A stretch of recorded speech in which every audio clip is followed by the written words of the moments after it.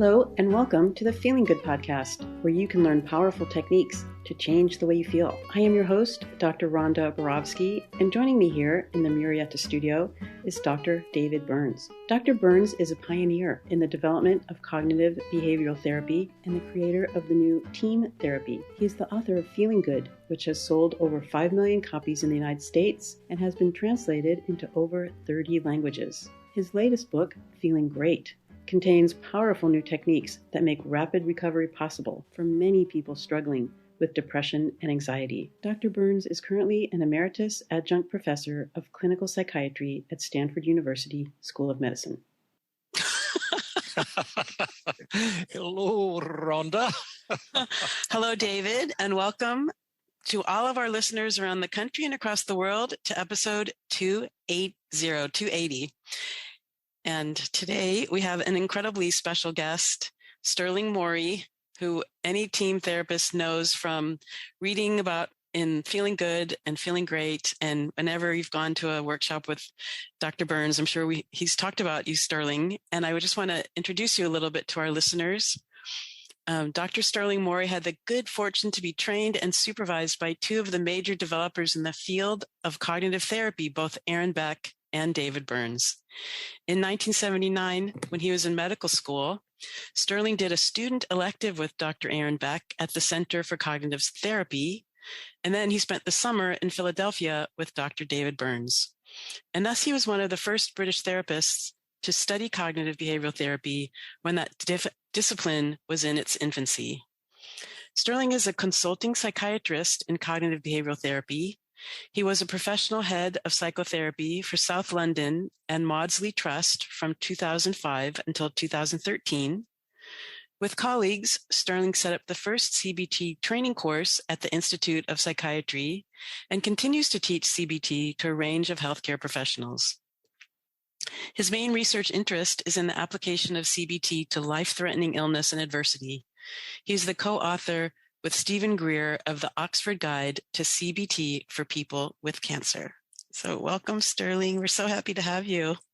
Thank you so much. I'm really honored to be here and also really impressed. This is episode 280 of your podcasts. Isn't that incredible?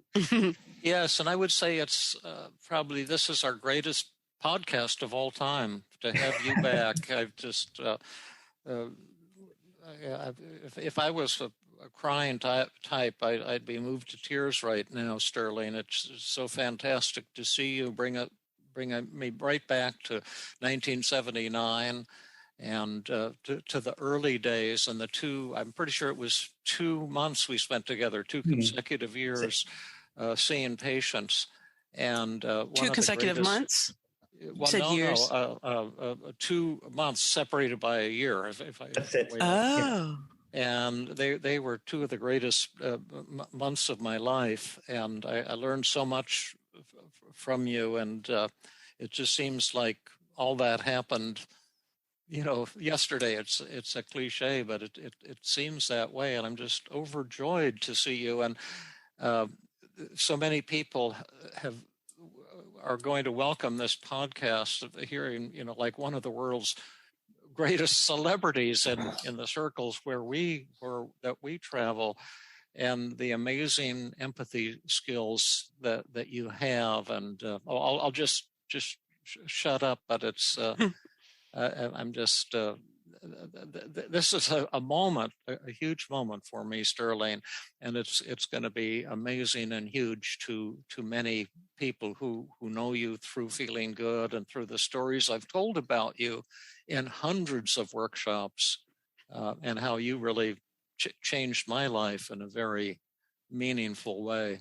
Oh, thank you so much, David. I mean, I think that's what was so incredible about those months, that time we spent together, was just being able to sit in on sessions, which in those days was not that common, really, for people to do those sort of to have observers in, because we were still perhaps in the days where psychotherapy was felt to be a little bit precious, and it was a one-to-one relationship. So being able to sit in and then to be able to contribute. So we wrote together, if you remember, that paper, that chapter on the apprenticeship model. Yeah, right. Yeah, which is what you were developing and allowing me to both observe, but also then in a sort of a controlled way to practice my therapy. So being able to practice those therapy skills in the presence of an expert therapist and mentor was amazing. So everything I learned, the beginnings, the foundations of my CBT really came from you, David. Yeah. Yeah, and all those things are still happening today, except everything has kind of evolved. But a lot of the spirit of what you did has woven its way into what we're calling team CBT, for lack of a better name. It's the model, the techniques have evolved so radically. We want to change the name a little bit. Yeah. But a lot of the things you were doing in the early days have become just so inherently important in what we're doing now. And I might just quickly recount the story of how the thing got started, because I had just opened my clinical practice. I had finished my training, and I was on the third floor of the Girard Bank building in Philadelphia. And Beck was up on the fifth floor with his Center for Cognitive Therapy. And one day he called and said, listen, I need a favor from you. This medical student from London, Stirling Moorey, asked if he could come and spend a month at the Center for Cognitive Therapy when I was in London. I told him, yeah, sure, come on over. And then I forgot all about it. And he just showed up today for his month of training. And we don't have any training for him. So I told him that he could sit in with you watching you do therapy, and that he would think of that as training. And so what do you think about that, David? And I thought, oh, this is a terrible idea, because this is a private practice and they don't want some medical student, as you say, it was viewed as, very precious, and everything was behind closed doors. But I didn't want to let Beck down. And so I said, well, gosh, I don't know if my patients would take to that, but maybe he could sit in on one or two patients, and then we'll see how it goes. I can't, promise more than that, but we could give it a try. And so he said, okay, I'll send him right down. And so you showed up, and I persuaded the next couple of patients to let this young man from London sit in. And when we started working together, magic started happening, and I began seeing changes in my patients that I could hardly believe. And I know you initially had felt so insecure and didn't think you wanted to say much, and don't put you on the spot and stuff like that. But whenever I was stuck with some impossibly difficult patient who was screaming at me and totally uncontrollable or about to go into some suicidal psychotic crisis, I'd say, you take over, Stirling. And all of a sudden you'd work your miracle, and the person would calm down and open up and become warm. And I said, my gosh, I'm supposed to be teaching this guy. I'm supposed to be the expert, but he's got something I don't have. And if I can figure out how he's doing that, and maybe I could teach myself and improve my own somewhat impoverished empathy skills. And that's what led to the 5 secrets of effective communication, and a very important component of the therapy. But there were other things you did as well that were just mind-blowing, and by way of making people feel important and valued, rather than making them feel like they had mental disorders. And that idea too has woven its way heavily into team therapy and positive reframing and that type of thing. But yeah. Thank you so much. I mean, I think it was interesting, it was over that time that we worked together, it really sort of started to flow, didn't it? The to and fro, as you're saying, that, you would do some work and then pass to me, and then I'd pass back to you. And by the end of our working together, it felt very fluid, very easy, not clunky at all. Empathy is interesting, isn't it? I mean, I think this is one of the challenges, as I see it, of CBT, is we're trying to help people to examine very fundamental beliefs that may be at heart irrational and certainly unhelpful to them. But how do you help them do that in a way that isn't threatening? I think that's clearly what you're working on with the team's approach. Yeah. And empathy is one important component of that, isn't it? Because if people don't feel validated, then the techniques of CBT can, particularly the cognitive techniques, can feel like they're being attacked for some of their sort of deepest and most cherished beliefs about themselves and the world. And I think that sometimes the rational emotive behavior therapy side of CBT, if you think about it in terms of the different schools or different approaches, that line can really lead to some quite that sort of confrontation can lead to a lot of resistance in inverted commas. We don't believe in resistance, but it's how do you get around that to help people to start to examine those things without feeling threatened or starting to fight back and get angry. Yeah, and that's, I think, that's where empathy and validation are so important. Yeah, and respecting that other person, the other perspective, in a way. Yeah, yeah. The along those lines, beautiful things that you just said. It is so fundamental and so true. And I just think too that there just wasn't that much emphasis.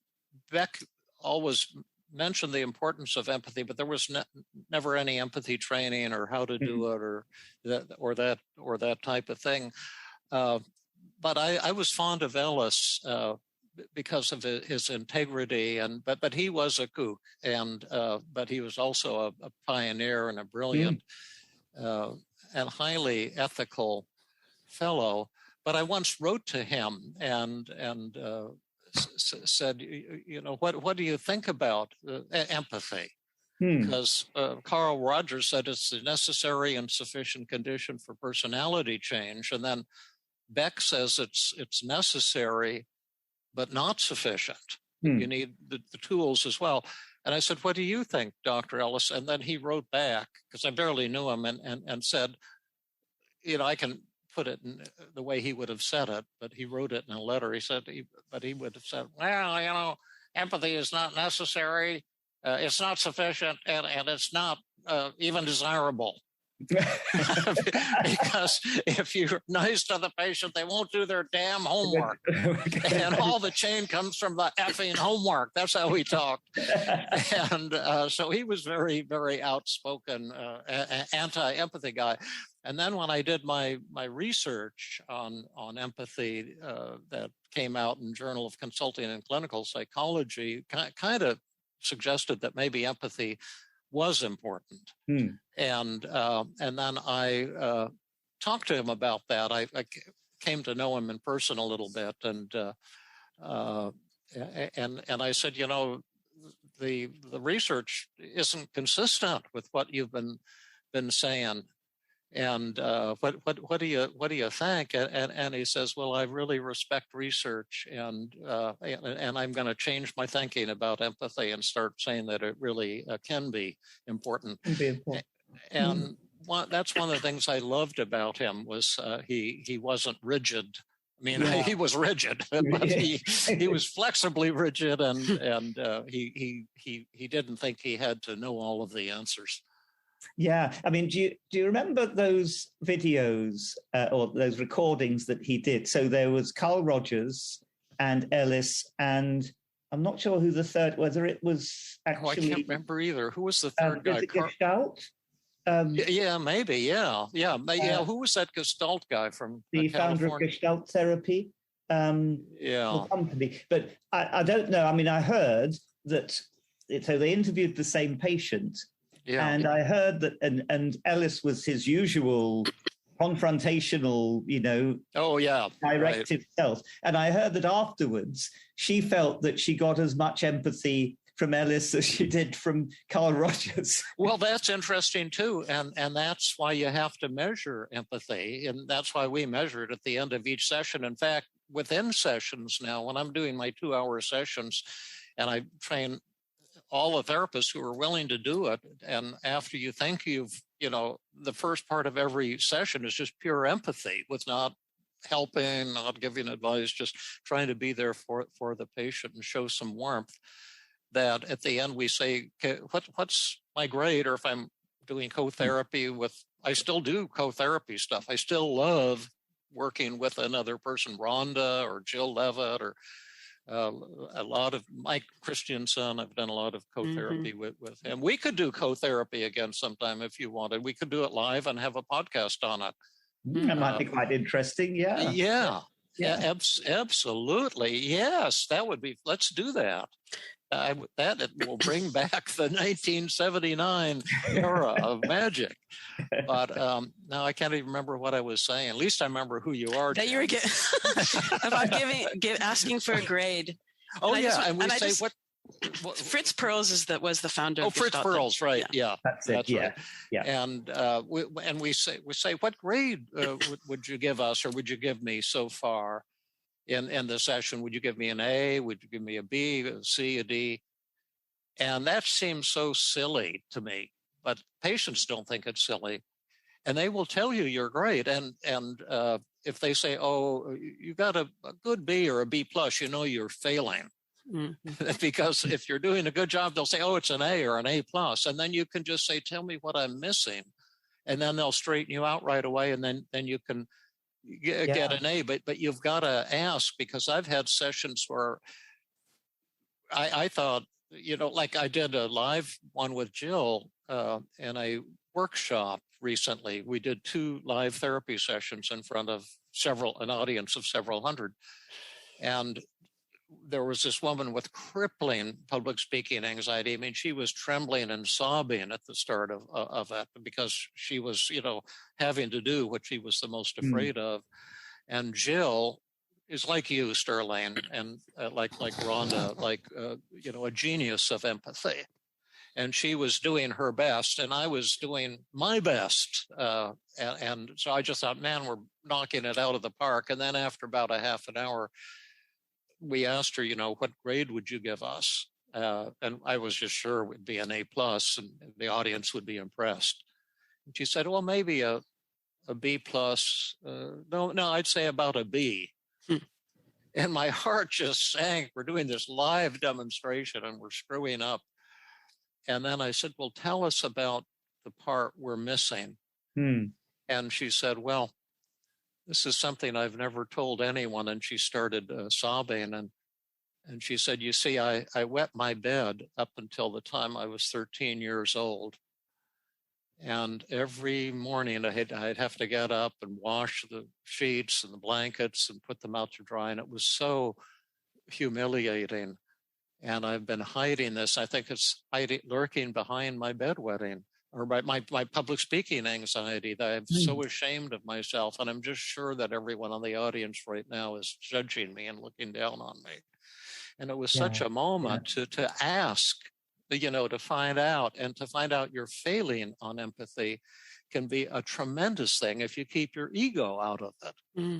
And then we said to her, well, let's use the experimental technique. Would you like to find out if the audience is judging you right now? And she didn't want to do it. She was so terrified. And we pushed her, and she asked. Again, she's trembling and sobbing. And then people made the most gentle and loving comments, how much they admired her and appreciated what she was doing. And she couldn't believe it. And she just went into a state of euphoria. But you've got to measure it or ask about it. I've thought I was doing crappy, and I got an A plus. And I thought I've been doing great, and I got an F. Absolutely. And I mean, thinking about the evidence for things like the Therapeutic Alliance, it's the patient rating of the Therapeutic Alliance that predicts outcome, not the therapist rating. So we can think we've got a brilliant, got a really great partnership going on here. But unless we ask the patient, we just may, as you say, get it completely wrong. Yeah. Do you ever not get an A on empathy from your pair of top grade? Do you ever miss? I'm sure I don't. I'm sure that I miss many nuances, particularly. So I don't usually grade it like you do in teams. But I ought to be braver and ask them to give me a grade. It'd be fun to have you use my empathy scale. It's very sensitive because the original version, there are 5 items, and the highest one was very true. Like my therapist was warm and caring. Very true was as high as you can go, and so you could get a 15 on the scale, which went from 0 to 15 pretty easily. So I said, well, this is no good. So I'll add a new column, completely true. And now it's easy for patients to fail you with a very true. Very true, And so on that scale, a 20 is the minimum passing grade, and a 19 is a failing grade or below. And so it makes it much easier to fail now. Yes, great. Yes, I was trying that. I mean, I'm not. So, as you may know, I retired from the health service back in February this year. So I only see maybe 1 or 2 patients on Zoom. Most of what I'm doing is teaching these days. But cool. But actually, the teaching is interesting because it gives us the opportunity to do a lot of sort of demonstration role plays, and that's where I think. So it's a shorter period. So I don't give them during the role play. Don't give them a questionnaire, but I'm very much wanting to check out at the end of the, say, 5 or 10 minutes. So what was your experience? How much did you feel understood? Did you feel that we got it right? So it's asking for it in a slightly more sort of, not a rating, but in a more sort of discursive form. We've seen many cases where the patients will verbally tell you you're doing great, and then you look at their rating, you'll see a failing grade. Yes. But we actually do live therapy as part of the teaching. And we could even do that in the Tuesday group. You could come in and we could treat a patient live in the Tuesday group and record it on Zoom and make a podcast out of it. Mm-hmm. Yeah, maybe something we could do together. That'd be good fun. Yeah, that would be so thrilling to our students. Yeah, or do it at your end. Tell us more. Ask Stirling. Yeah, Stirling. I surveyed the part of the team community, and most people are interested in learning how you develop the empathy skills that you have. Like, do you think this is something that you were born with just to be an empathic person, or is it something that you grew up with because you had empathic parents or mentors like David? Or no, not because he was my mentor in empathy. I had sucky empathy skills in those days. Okay, well, maybe another mentor, not David. Or was it something like? Is it some people want to know because can empathy be something that can be developed by other people, or is it you either have it or you don't? I certainly think it can be developed. Where it came from, I don't know. I mean, I think that it might have come from me being slightly conflict avoidant. And so if you're conflict avoidant, then you're more, perhaps more in tune with what the other person might be thinking. So I think that was a sort of a driver in some ways. I suppose also, possibly, I don't know, during my adolescence, I always say, actually, one of the things that taught me a lot was being part of an evangelical sort of Bible group, an organization that was called Crusaders. Couldn't call it that these days.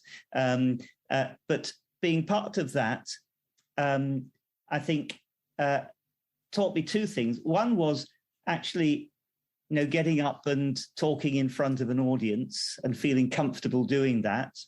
And the other was, I suppose, through a sort of an underlying sort of Christian philosophy, if you like, just that sense of giving everyone has the same sort of common humanity. So although I'm not a believer or a follower of any religious group these days, I think that was another factor that sort of influenced it. But I think that empathy can be learnt, and to some degree, it's about simply creating some space. More recently, David, I've trained in mindfulness-based cognitive therapy, and mindfulness can really help you to ground yourself in the present moment and just let go of some of the thinking, planning, analyzing. And so I think not thinking too hard about what am I going to say next, how am I going to impress this person, creates that space where you can listen to what they're actually saying. So that's one, I think, important component of being empathic. But the short answer to your question is I don't know really how I how I became empathic. Did you get it from your home at all? I think parents, your mom, or I think I'm not sure that I did really, because I think that my mother was.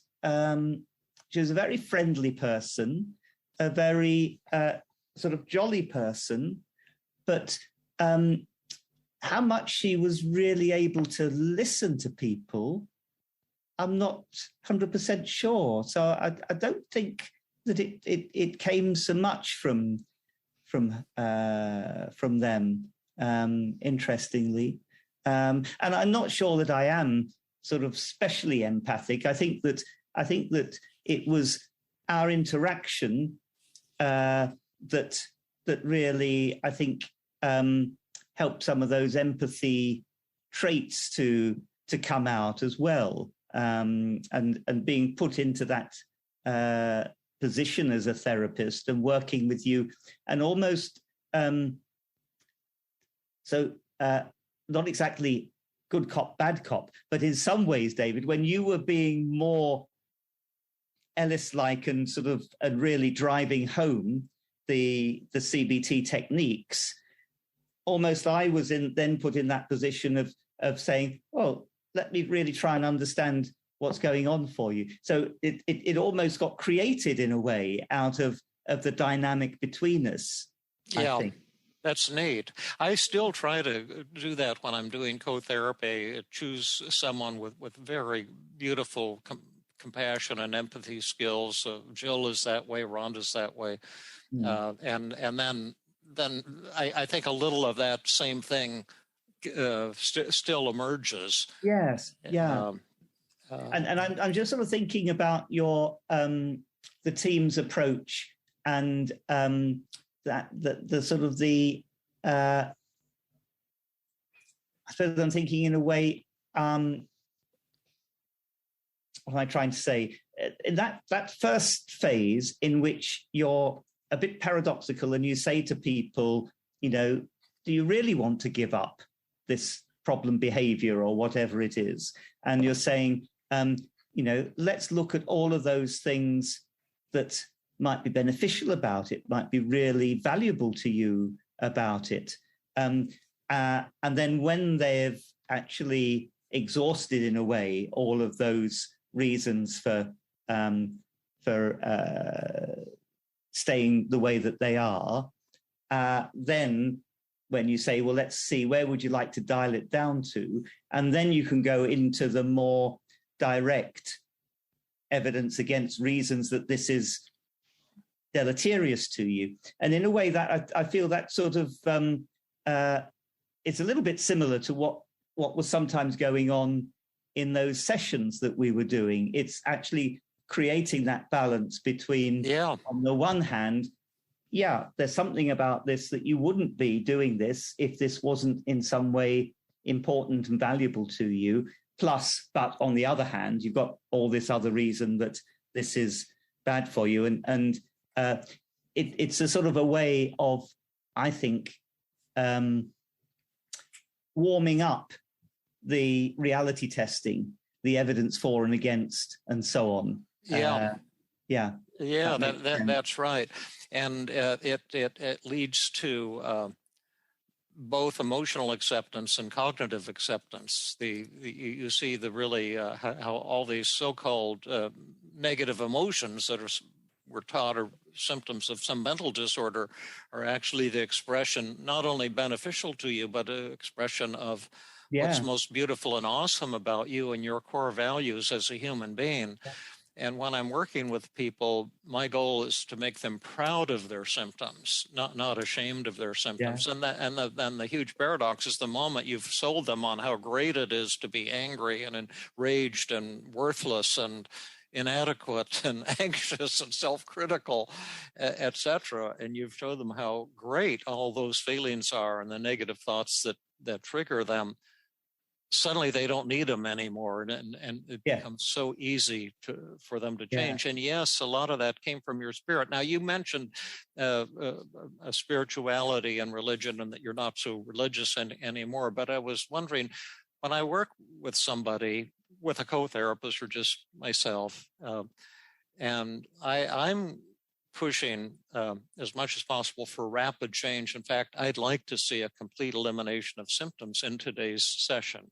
I don't say that to the patient, but that's what I'm always trying to do.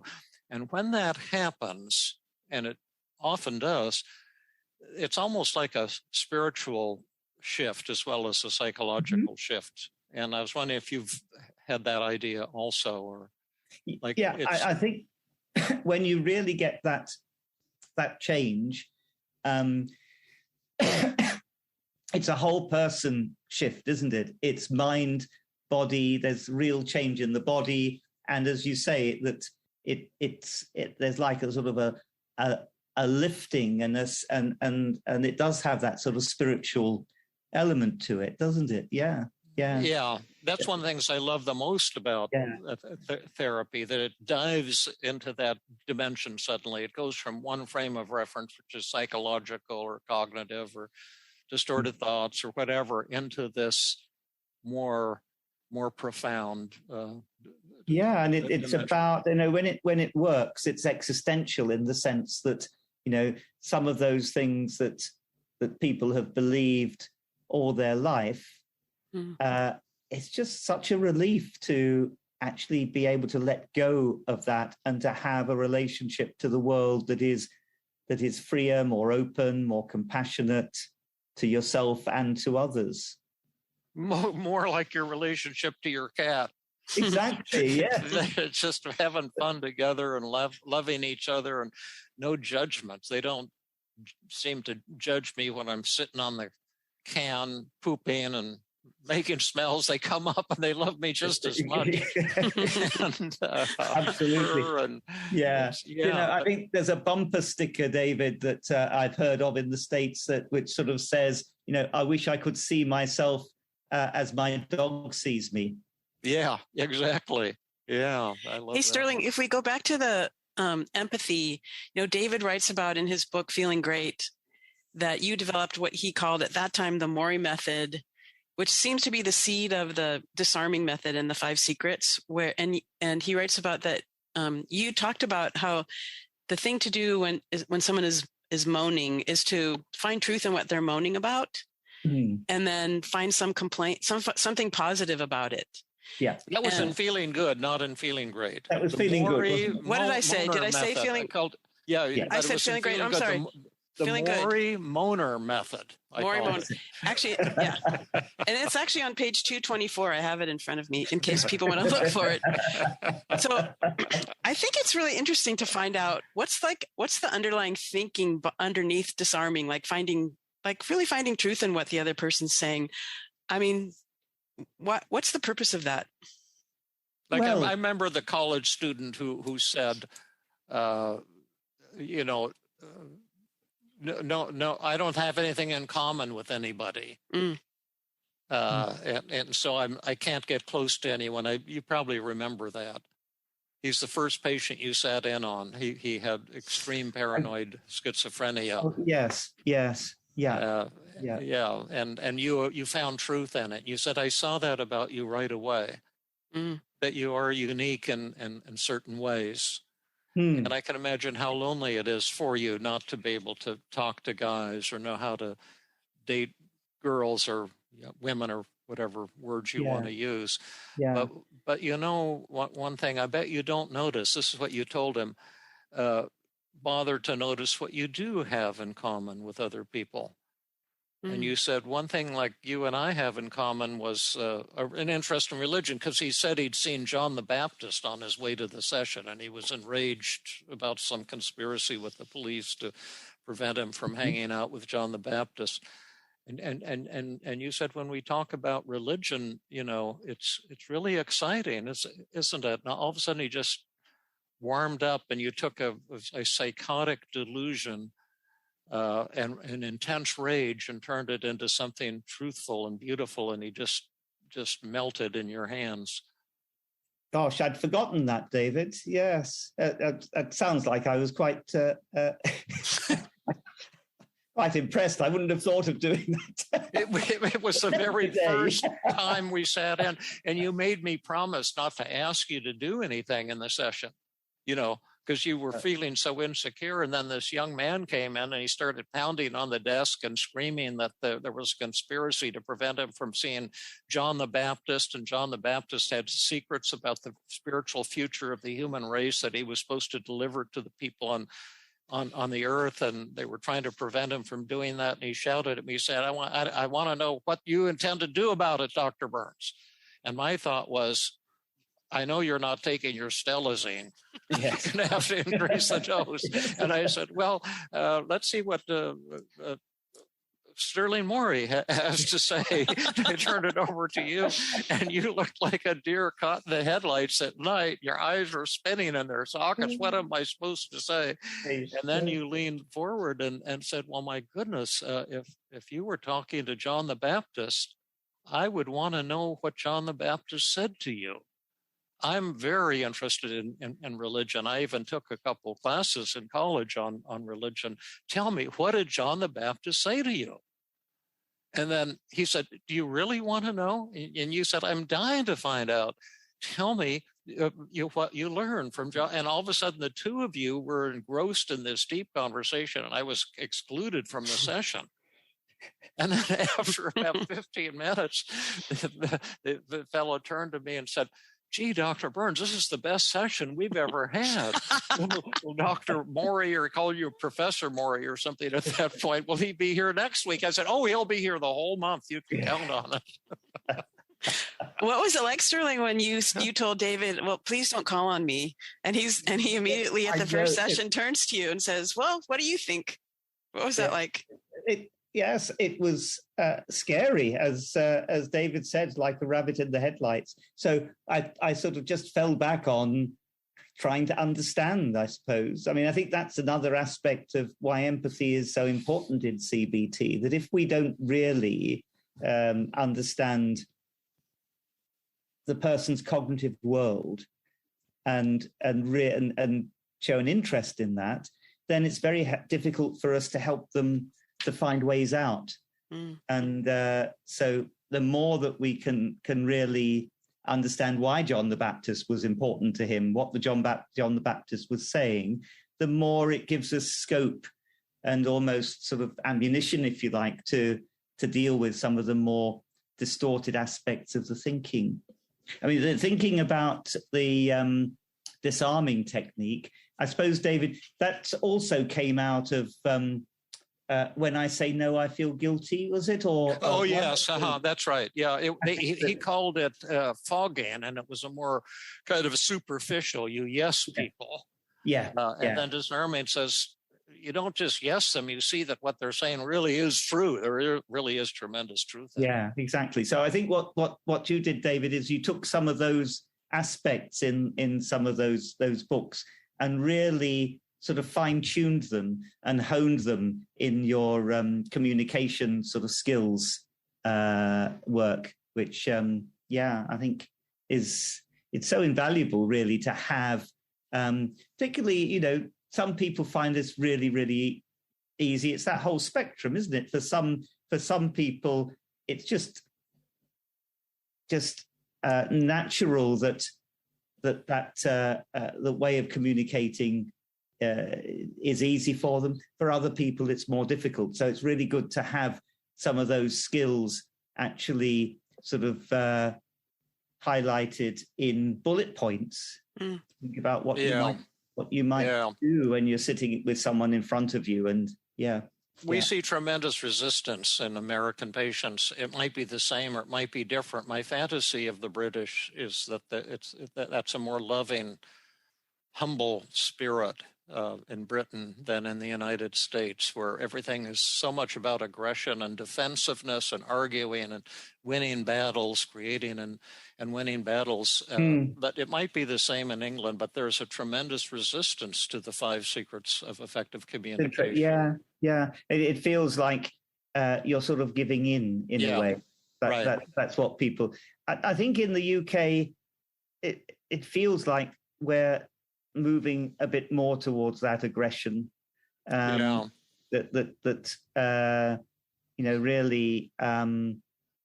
the sort of since Margaret Thatcher came in and said there's no such thing as society, there are only individuals, and the ethos of getting what you can out of life and getting what you can out of other people has sort of taken over a bit, even in the last sort of 40 years. But yeah, so I think that we're probably equally resistant, I suspect, some of our patients to that letting go of the ego, isn't it, really? It's the death of the self. Yeah. Mm-hmm. One of the 4 deaths of the self, and that's the most painful one.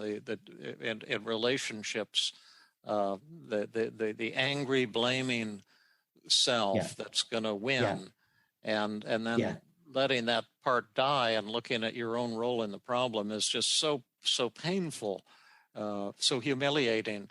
But if you're willing to do it, the moment you die, you're reincarnated, and suddenly the other person dies as well, and then you're kind of together in heaven, but it's heaven here on earth. Yeah, I think that so many people structure relationships in terms of blame. So it's either they're to blame or I'm to blame. And really hard to stand outside of that and say, we're probably both contributing to this, but blaming is not going to help. Yeah, right. Well, speaking of relationships, your relationship sounded so rich and warm and friendly. Sterling, do you have any favorite memories of what it was like working with David that you could share? Yeah, well, David was just so incredibly warm and hospitable, and sort of took me under his wing in a way that I could never really have envisaged. He inviting me to his home and really,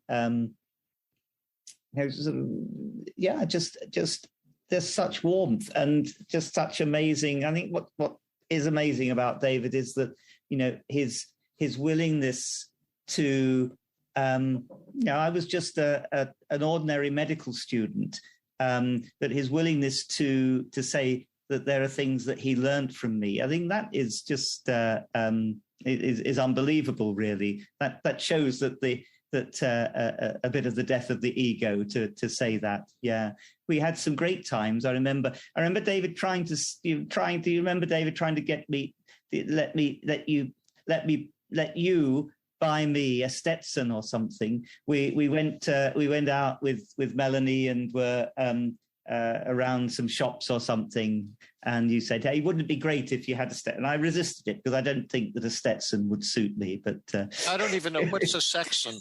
Stetson, like a cowboy hat. Oh, a Stetson. I don't remember this one. Yeah, a cowboy hat. Yeah. You said, "Have a cowboy hat, Sterling. You'd look great in a cowboy hat." And I thought, no, I don't think that's me. I don't even remember that. That's a great one. Yeah, and really encouraging me to think about actually coming over to the States to continue my training, which I thought about doing, but in the end stayed in the UK. So it's. Are you glad you did stay in the UK? I think so. So overall, yeah.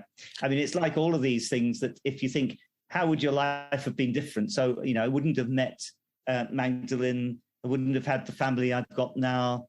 Which I'm very, very content with and more than content with. So, yeah, it would have been a different experience, wouldn't it? I tell you one thing, David, is that what always scares me about the States compared to the UK is it feels, I mean, maybe that's because this is the culture that I've grown up in, but it feels a much scarier environment to do medicine and therapy with all of the litigation and so on. Yes, that's right. That's absolutely right. It's just a horrible thing, and I'm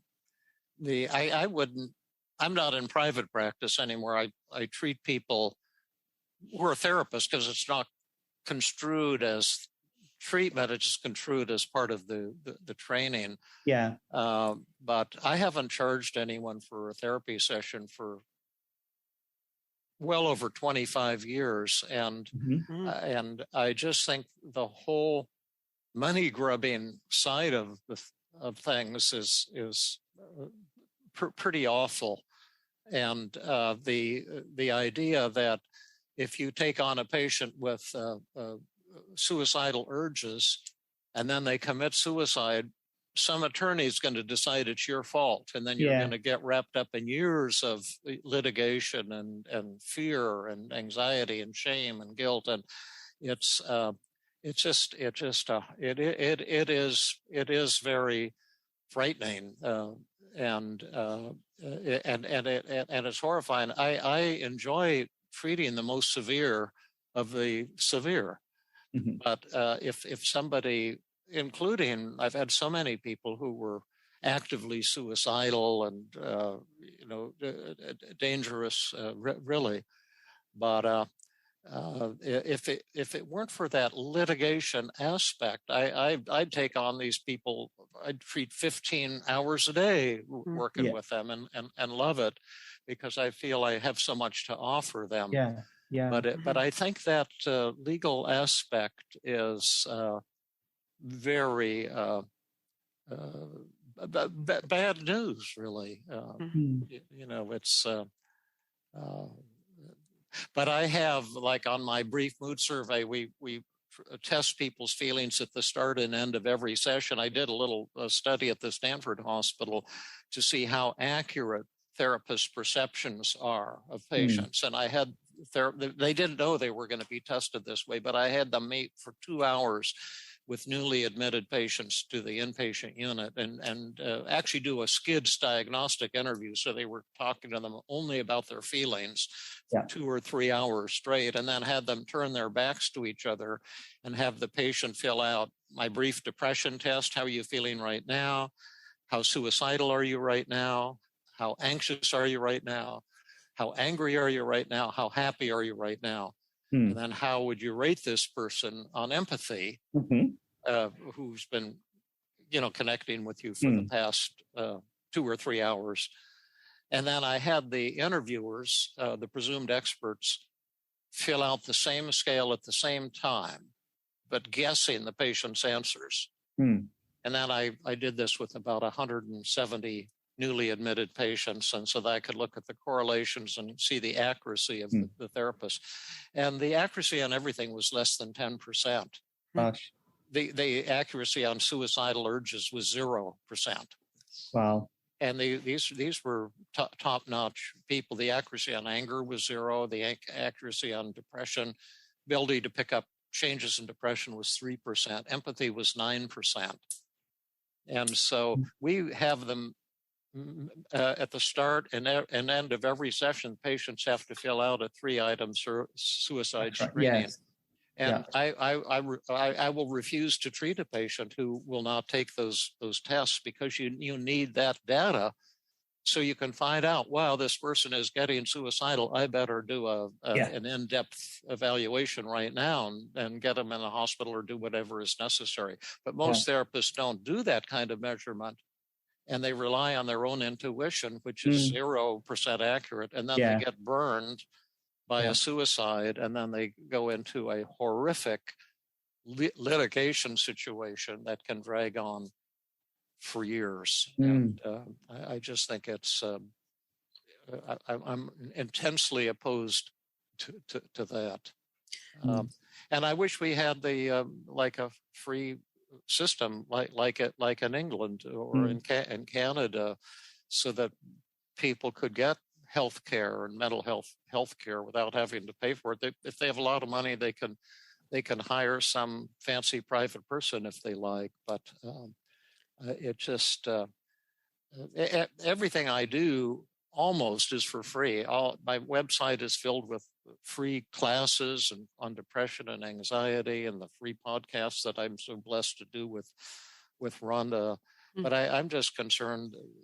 People all over the world don't have any money. And if they do, they can't find a good therapist, good treatment anyway. And if you look, even the CBT outcome studies and the antidepressant outcome studies, it's barely better than placebo, and the findings are not impressive at all. That's why I kind of went in the team direction, try to get something that would be more effective. But and that's why I'm developing an app. Oh, shut up. Was that it? Yeah. No, shut up. Go back to Stirling.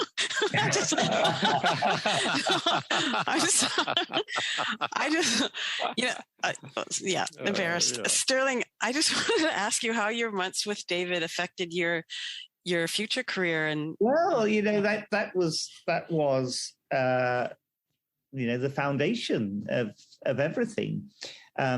The problem was I came back to the UK having sort of done a little bit of training with David, and also Art Freeman I sat in with as well a little bit in the first time I came, another charismatic CBT character. And so I'd done that. And then I came back, and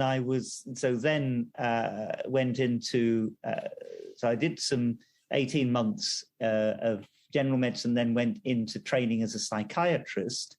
And everyone was then saying, oh, you've done some CBT, show us how to do some CBT. So I was sort of thrown in the deep end, having, not really, having had some wonderful training with David, but was then teaching my colleagues how to do a little bit of CBT.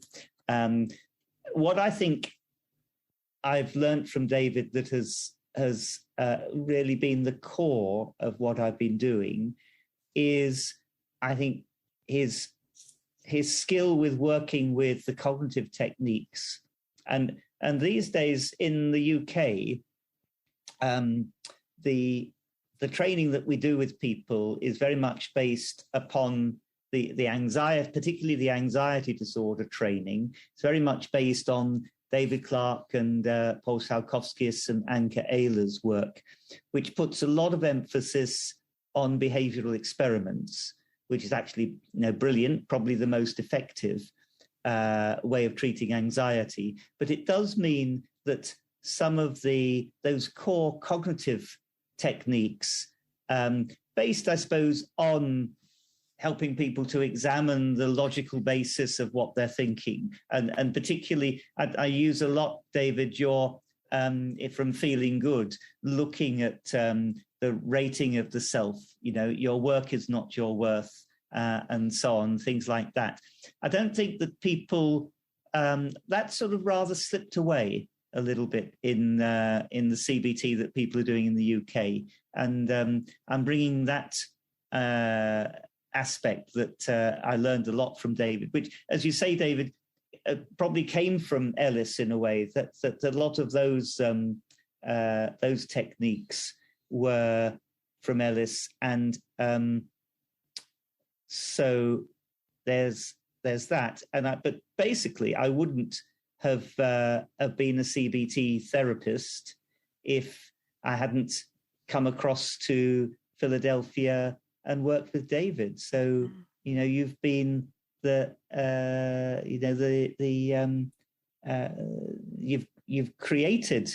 you've helped to create my career.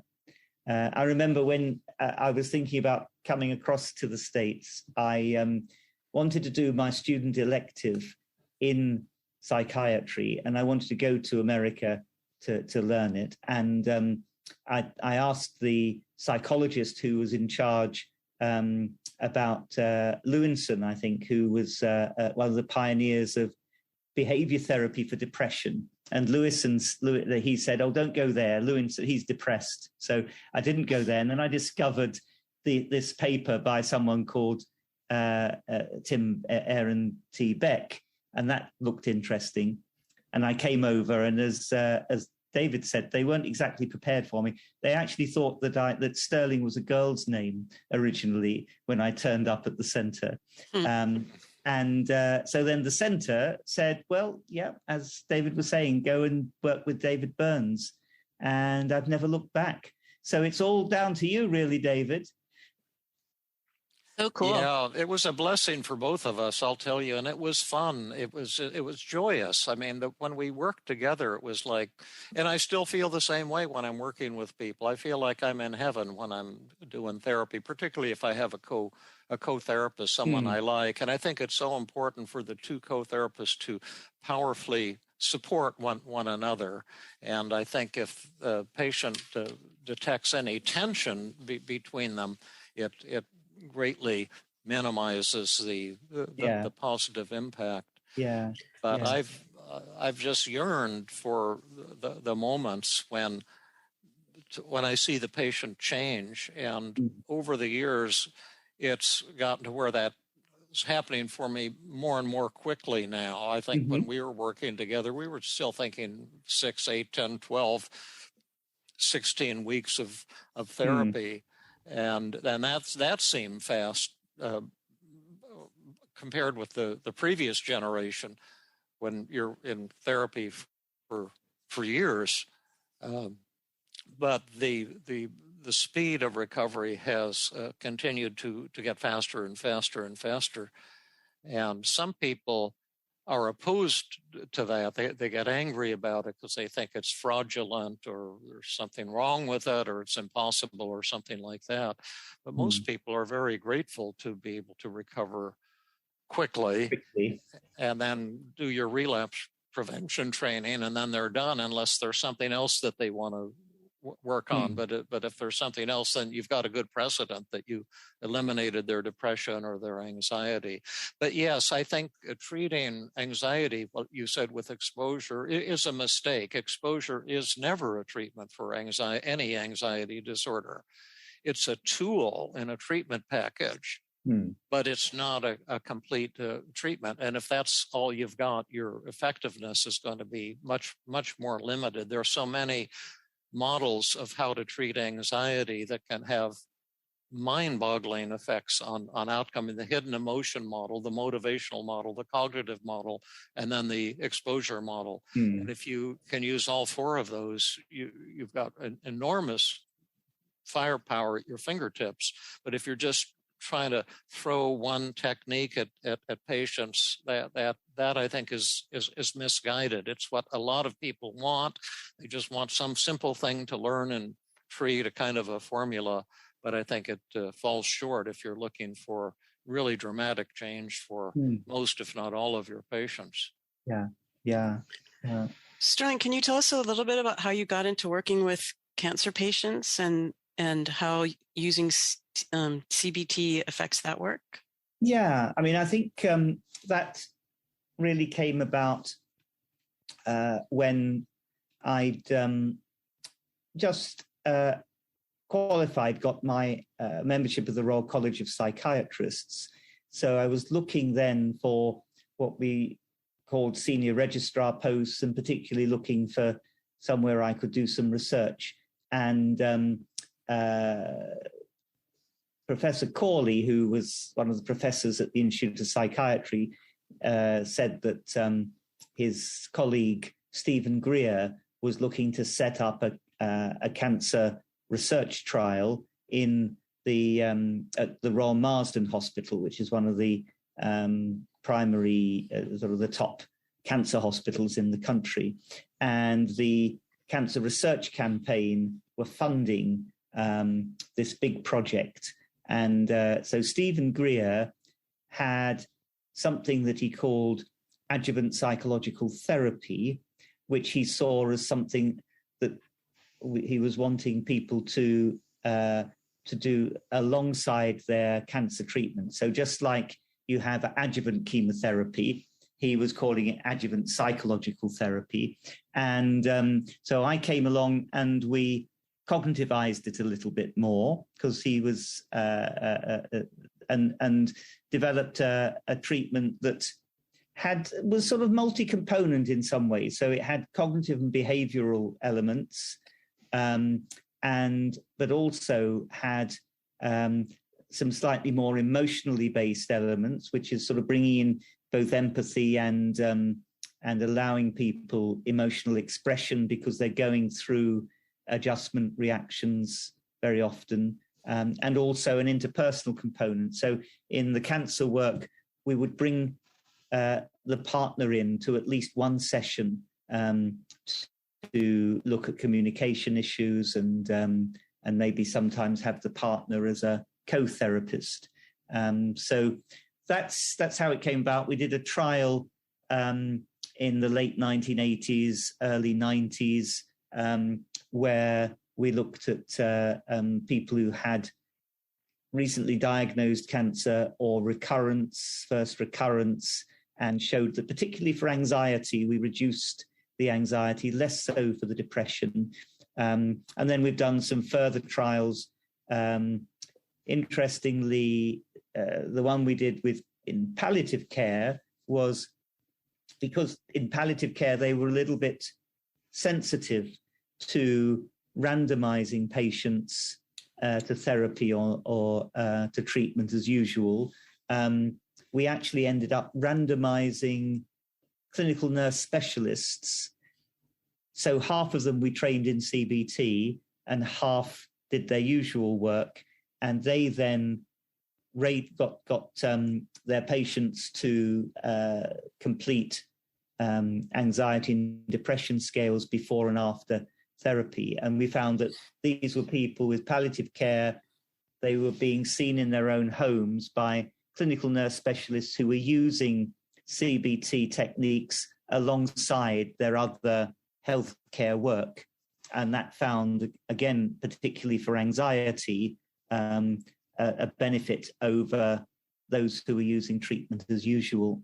And that's then led to my colleague, Kath Mannix, developing what she calls a first aid CBT, which was rolled out to lots of health professionals, learning some basic CBT techniques of helping patients identify links between thoughts, feelings, and behavior, some behavioral techniques, and some basic curious questioning, we call it. So they employ that as part of their everyday clinical practice.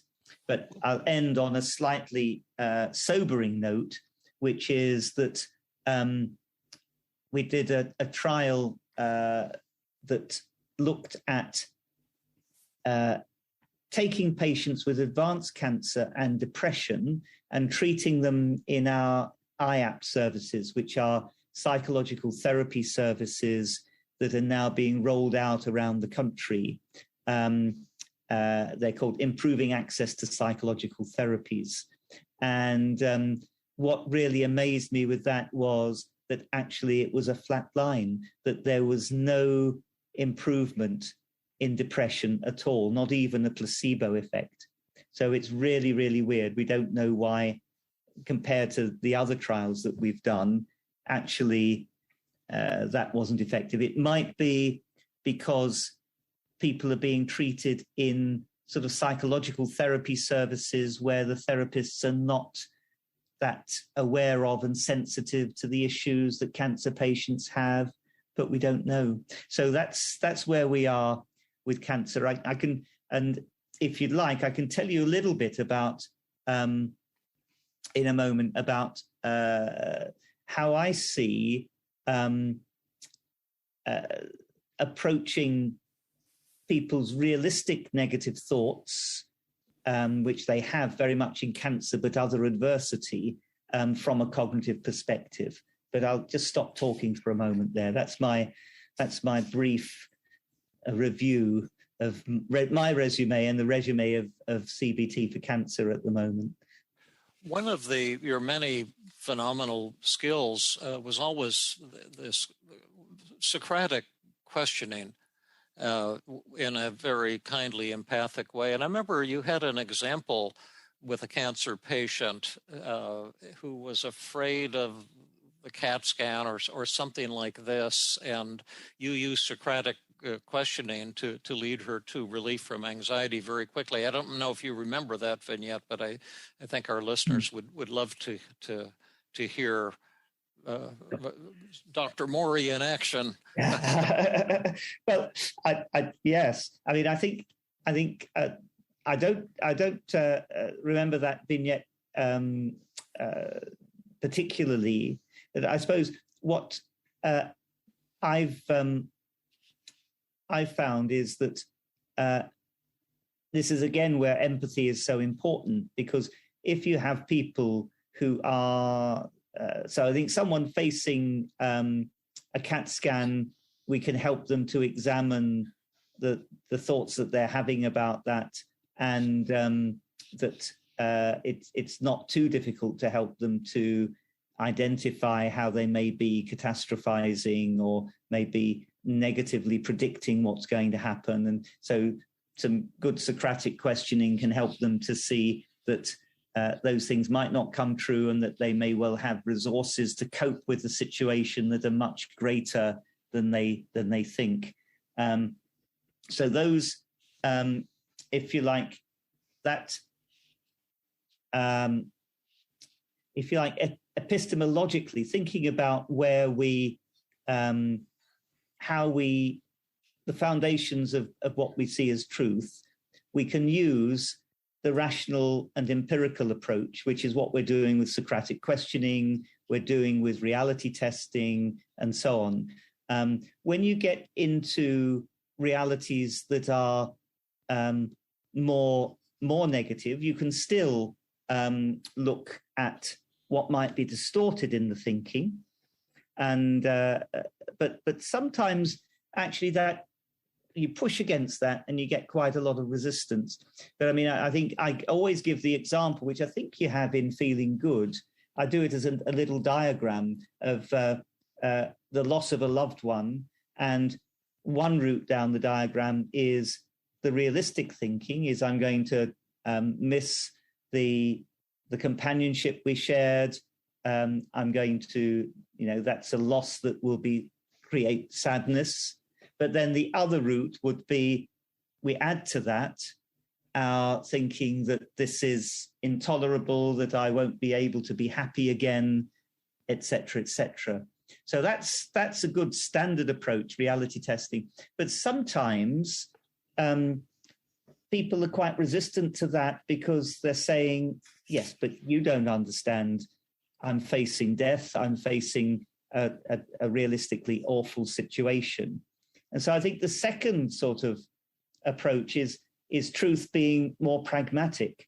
So it's actually what works for you. And that's where looking at how helpful the thoughts are can sometimes be a safer way in rather than going in with, let's help you identify your distortions. So whether this is true or not, how helpful is this to you?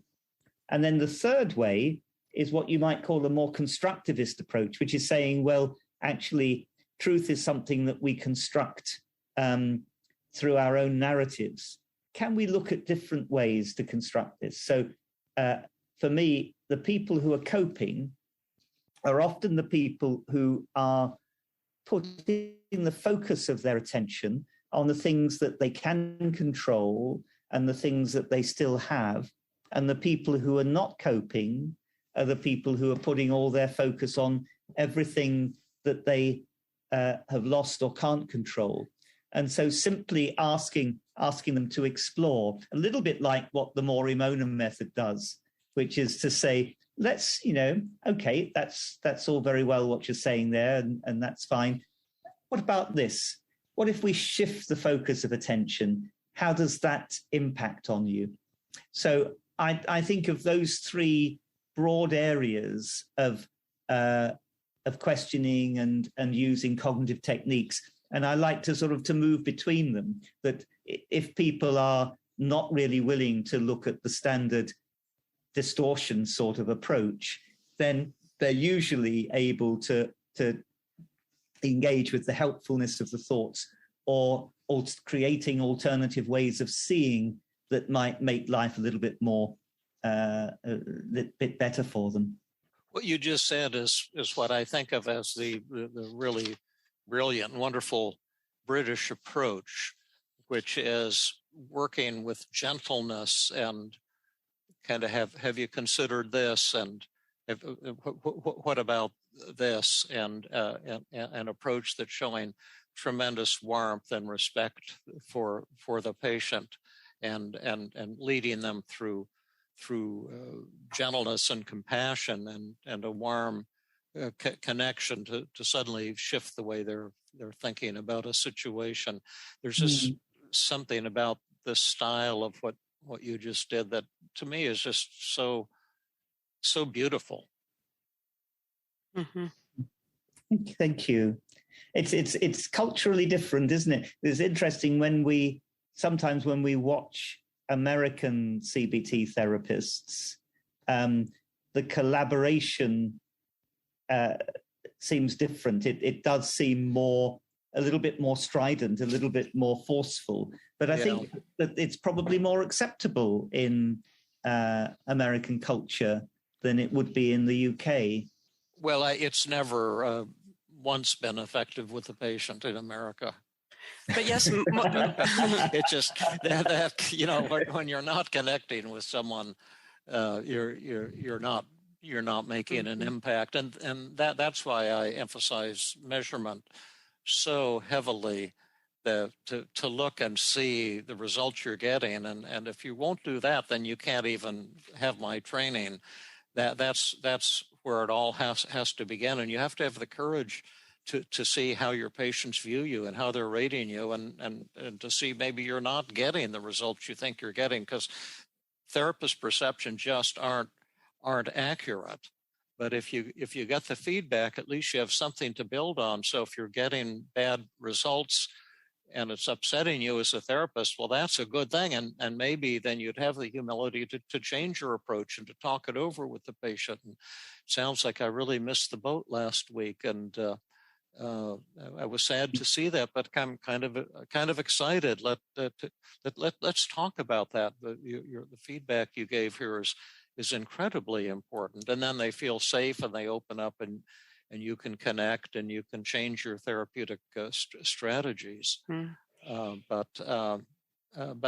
what you say is so true. And again, this is my thing, but I've somewhat given up on training human therapists. I do a lot of it all the time. Mm-hmm. And I give free training at Stanford, and Rhonda has her Wednesday group. I have the Tuesday group. We treat, at least 100 therapists every week. Mm-hmm. But that's why I'm developing an app, because the app does what I tell it to do. It doesn't care about, some training it got somewhere.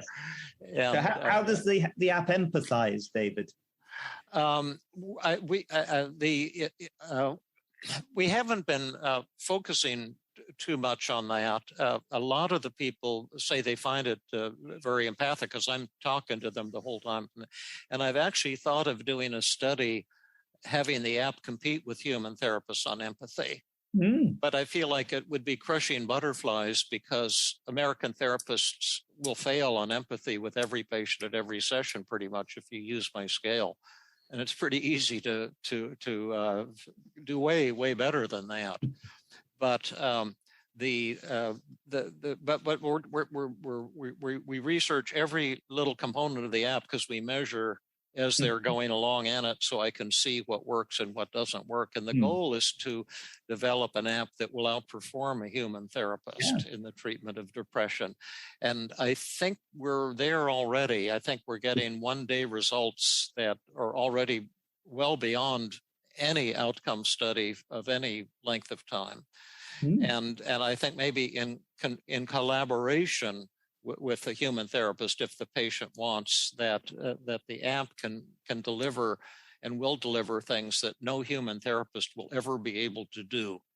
And at the same time, humans, if they're half of what Stirling Moorey is, can bring the compassion, the tenderness, probably beyond what an app can do, and maybe that 1 + 1 would equal 3. So we're looking at a lot of different ways of using it. But I'm just very, very excited to see how much can be done with an electronic tool in a very short period of time. And but I think I'll enter a couple measures of empathy into the app to see to what extent did you feel cared about, to what extent did you feel understood, and to see whether those things have any impact on dropout or outcome and so forth. The app is going to be a fantastic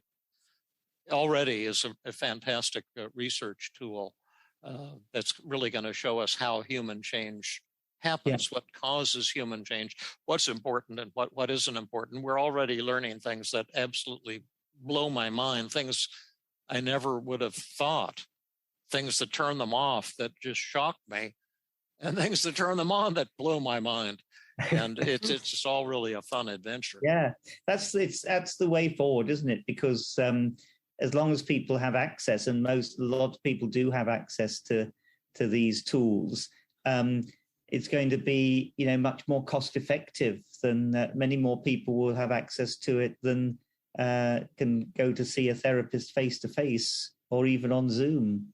Yeah, that's what I'm hoping. And I've got about 5 young people working with me and making it happen. So I feel very, very grateful to have this opportunity. I'm just itching to go back to what you were saying, Stirling, about the realistic thinking and the negative thoughts and how helpful the thoughts are. And I just, that seems like such a core part of the team therapy that David's developed, because what David teaches about how to, assess resistance and how to positively reframe someone's thoughts and feelings so that they can see the benefit of them and the advantage and what they give you. So I think a lot of what you're talking about has been incorporated, so beautifully and taught to team therapists. So I can still see the partnership between the two of you so many years later. Yes, no, I think that, those things, I think that it's interesting that we've sort of approached it in slightly different ways. I've sort of, particularly from looking at the cancer patients and then generalizing that to adversity and sort of realistic negative thinking, have separated out those 3 sort of areas, whereas that's integrated, as you say, very much into the team's approach in slightly different places in the team's model. And I think it does come back to how do we help people to change their thinking in a way that is acceptable to them, because that's what Teams is all about, really, isn't it? Yeah. Yeah. Right. Because if you go in with this is the cognitive model, you're depressed because you're thinking negatively. If you go in straight in with that, you do get people who run with that and accept it very readily. Many people you get a 50% improvement if you do that. Yeah, but then there are other people who are quite resistant to that. Yeah. Mm-hmm. And that's where I do love and particularly I think I love that first phase of teams the second phase where you're really trying to help people to see that what they're both the benefits of their problems, but also I think what is really revolutionary about what you've developed is how that is a sign of their strength, of their value system, which I think that other approaches certainly may be looking at what's beneficial or advantageous to the symptomatology, but don't so much say, well, this is actually saying something very special about you. It's about who you are as a person, and we don't want to lose that. Yeah, right. Listen, we'll put for a lot of the people listening are going to want to learn more from Stirling, and so maybe you can provide us with some links to your publications, your psychological therapy for cancer patients. I think is a classic. That's where I think I saw this thing. This woman, you were doing Socratic questioning, and she suddenly remembered other things that she'd predicted that turned out really well. I can't remember the details either, but it was beautiful. Or maybe videos that you have teaching or whatever, because I think people will be hungry to learn more. And then if you'd like to do this bizarre thing and David and Stirling do their thing again 40 years later, I don't think be fun. We'll go ahead and set that up. We can have it with a mental health professional, because all of the ones who come to our trainings have massive insecurities and anxieties, and so that Rhonda and I treated someone just a week or so ago with actually a fellow who had bladder cancer. And he had just fallen in love for the first time, and he was pretty devastated and telling himself, and his mother got cancer and all these tragedies in his life, and that was a beautiful thing. Although a lot of the things that we were trying just weren't working, and then suddenly something happened, and the tears started flowing, and then the relief came. Well, 5:00 p.m. California time is 1 a.m. in London, I believe. So actually, I'd like to switch this invitation to have you both come to the Wednesday group and maybe Jill would want to come too on a Wednesday, because we start at 9 a.m. California time, which is a much more reasonable time. Yeah, I can do London. That. And then you won't have to wake up at 1 a.m. That would 1 a.m. I don't think I'd be doing very good therapy at 1 a.m. No. Yeah. I do my best therapy when I'm fatigued, actually. So we've been on this podcast, which has been so marvelous, for almost an hour and a half. I think maybe we're going to have to sadly close it for now until we can bring you back another time or come to a therapy session with this, what you're talking about. Stirling, I just love you, and it's just amazing to see you again. Like how we could have not thought of this much earlier blows my mind, but what a refreshing thing. And boy, I feel like we're just picking up where we left off. And absolutely great. So good to see you again. It does, as you say, it just feels like we're right back to where we were 40 years ago. Yeah. Give Magda our loves. And some of my happiest memories were at your wedding. Yes. Yeah. Boy, well, that was wild. That was a great experience there with in London. Or it wasn't in London, but it was in Coventry. That's right. Yes. Yeah. It was great that you came over. Really nice. And send our love to Melanie and to Eric and Senior. Yeah. Will do. Yes. we'll see them soon. I'll tell them hello for you. That they'll be shocked and thrilled. Yep. And thanks, Rhonda, for lovely to meet you. So lovely to meet you. Thank you so much. I know everyone in the team community holds you in such high esteem. Oh.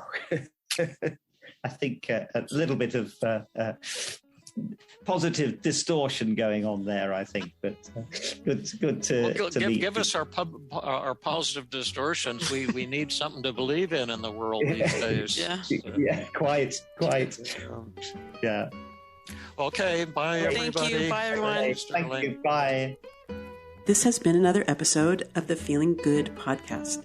For more information, visit Dr. Burns' website at feelinggood.com, where you will find the show notes under the podcast page. You will also find archives of previous episodes and many resources for therapists and non-therapists.